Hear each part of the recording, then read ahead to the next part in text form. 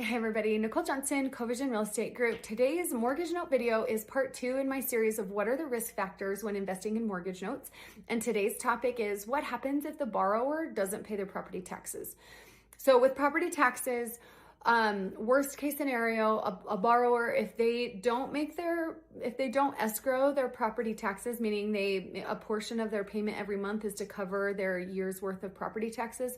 If it's not escrowed and it's on the borrower's shoulders to pay property taxes out of their pocket every year on their own, this is what this video is about. So if they have to pay taxes every year on their own, it's not escrowed, and they've fallen behind and they're not able to pay their property taxes and they've fallen behind and the county is sending notice that their property taxes haven't been paid, what can happen is you as the note holder on the property, it's collateralized against the property, and what you can do to protect your asset is you can go in, you can pay the county the property taxes to make them current.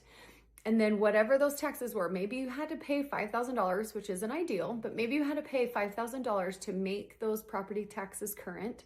You pay that $5,000, and then what you can do is you can turn around and you can charge that borrower a hefty interest rate and increase their monthly payment, so they create a payment plan for them to pay you back. So yes, you might have to foot another $5,000 to come up current with those property taxes, but now you can charge that borrower anywhere from, it's pretty high, like 10 to 15% interest rate on that $5,000, and create a payment plan where now their monthly payment increases. So they've got their regular mortgage payment, but now they have their property tax payment with a very high interest rate back. You create a payment plan with them, and so they pay you back until those property taxes have been paid in full. So that's a way to protect your asset, to keep it from going to the county tax lien sale. And it's a way, so yeah, if you do have to foot up the bill for those property taxes, you can at least make a really high interest rate back on that money that you had to front for them. So obviously it's in the borrower's best interest to just make their monthly mortgage payment to you and then pay their taxes in full every month. But the risk factor is if they can't pay their property taxes every year, then you might have to pay it for them, charge them back, make a payment plan so that you get paid back in full. So that's one thing. Again, it sounds scary. What happens if they don't pay?